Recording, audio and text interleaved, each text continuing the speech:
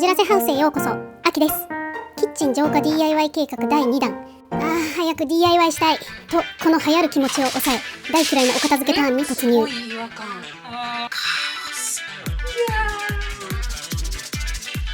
前回キッチン総全出し断捨離、冷蔵庫掃除を終えほっとしたのもつかの間、右向け右、さらなる閲覧注意ゾーンに再び悶絶することに。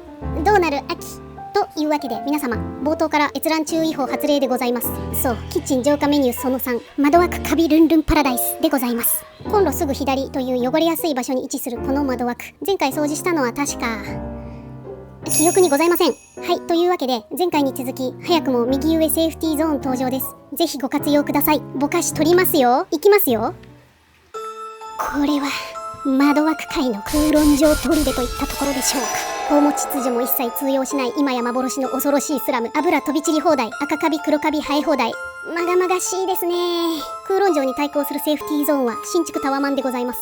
整然とそびえ立ってますね。法と秩序を乱す輩は上層階の重鎮組合長が許しません。知らんけど、上品な笑顔の下で絶え間なく繰り広げられるボスママの派閥争い。知らんけど、これはこれで恐ろしい。もはやセーフティーゾーンの意味をなさなくなってまいりました。チェンジ。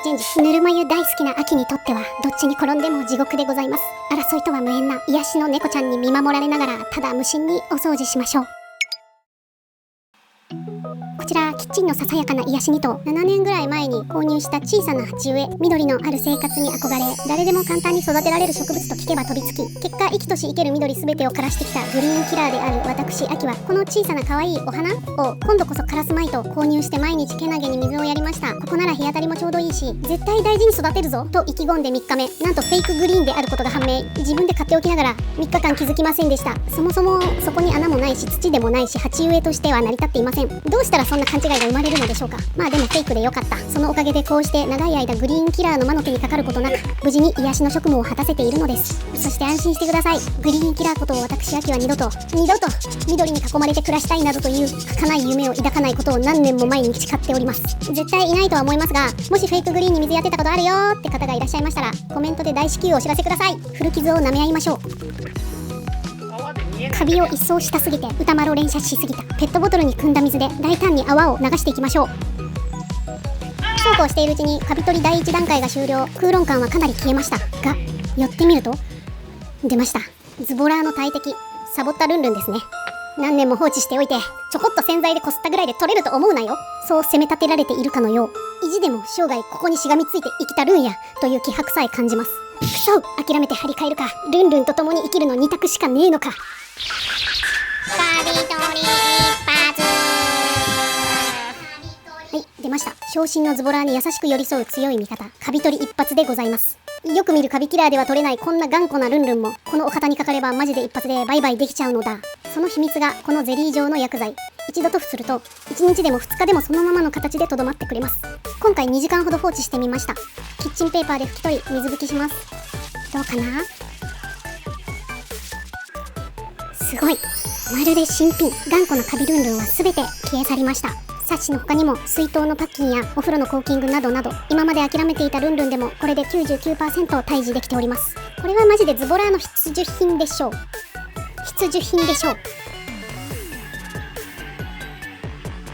カビ退治のお次は忘れちゃいけないコスパ退治でございます。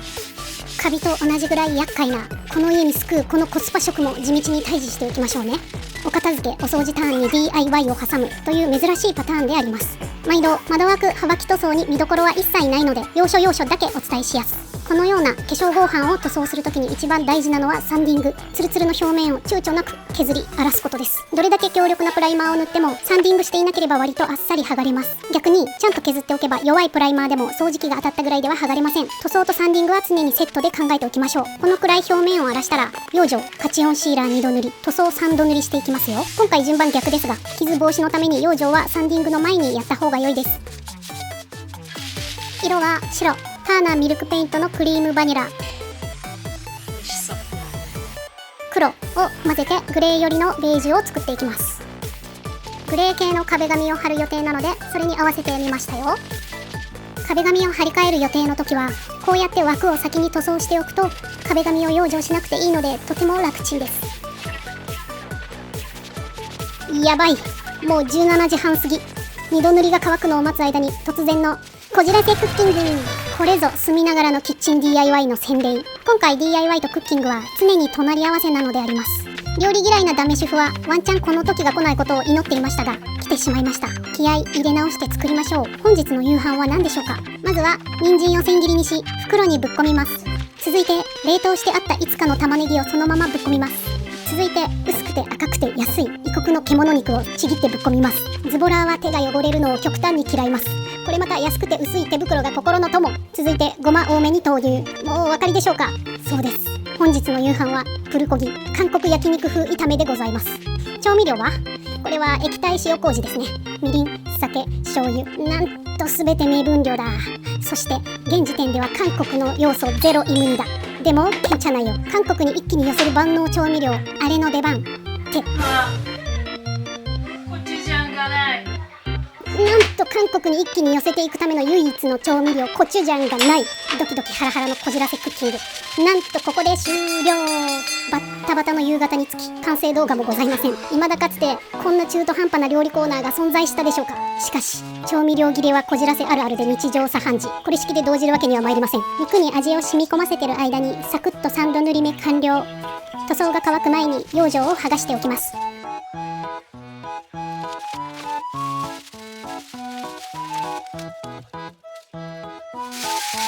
窓枠カビルンルン並びにコスパ退治、これにて完了です。プルコギも無事に完成しておりますのでご安心ください。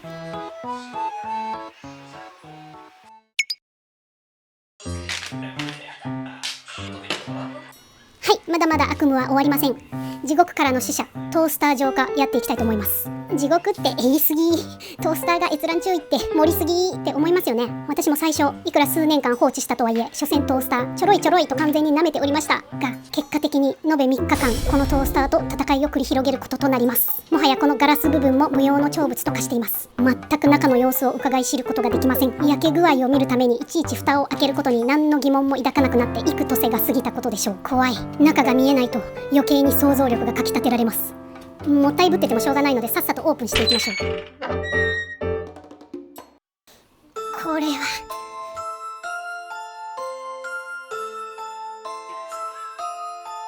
完全に事故物件。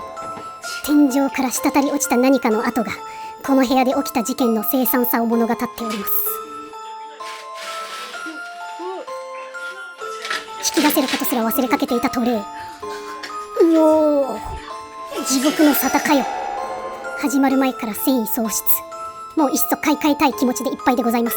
もちろん掃除を怠ったのが一番の原因ですが、ここまでになってしまったもう一つの要因が、料理に目覚めた小6長男がアルミホイルなしで何度かピザトーストやら何やらを焼いてしまったことですね。奥にすごいのがある。あれ何あれ、何した今回トースター焦げ取り .com で調べたところによると、焦げ取りには重曹やセスキソーダが有効。キッチンペーパーで蓋をしていらないカードなどでこすると取れるとのこと。早速やっていきましょう。なんか全然取れる気がしない。全く歯が立たない。重曹を直接ぶっかけたりセスキスプレーを振りかけたりしながらキャンプ用の金属ブラシでこすってみる。いやーダメですね。サッシのサボったルンルン以上のこじれた何かを感じます。力いっぱいこすっても少しずつ焦げが薄くなる程度。時間の許す限り家にあるありとあらゆる道具でこすり倒すこと2日。このままでは何年かかってもピカピカにはならないでしょう。ここまで落ちないな。でもすごいね。むずい。帰りたくなってきた。これが限界。こんなに頑張ってこれか。意気消沈。もう買い替えようかな。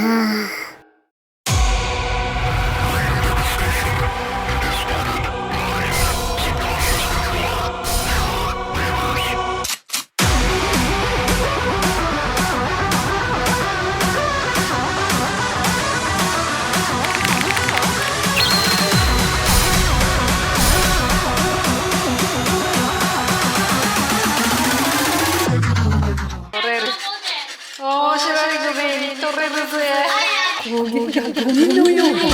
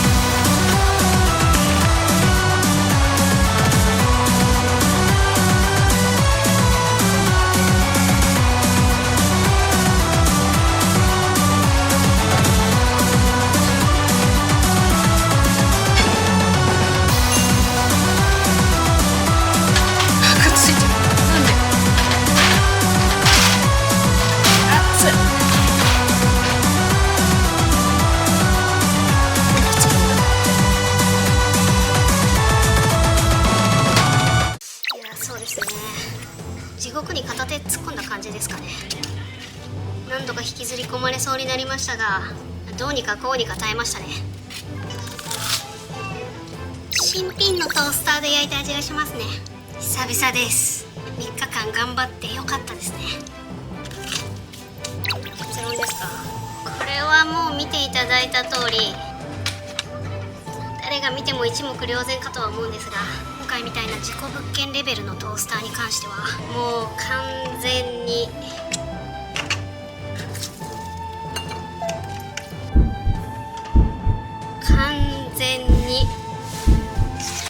買い替えですね。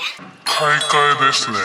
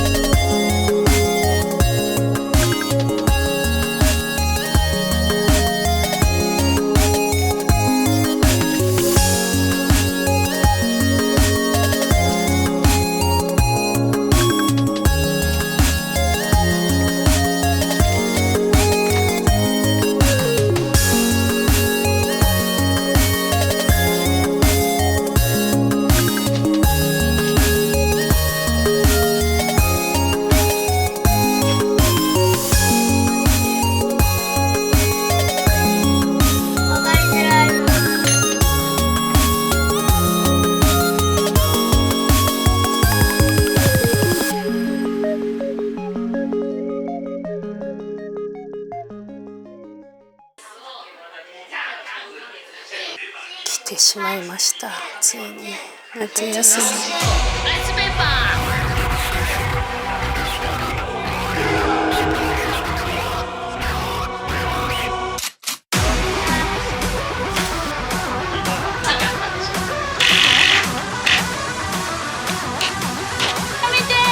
早くしてんのよ。と鉛筆を見放さず持っとけよ。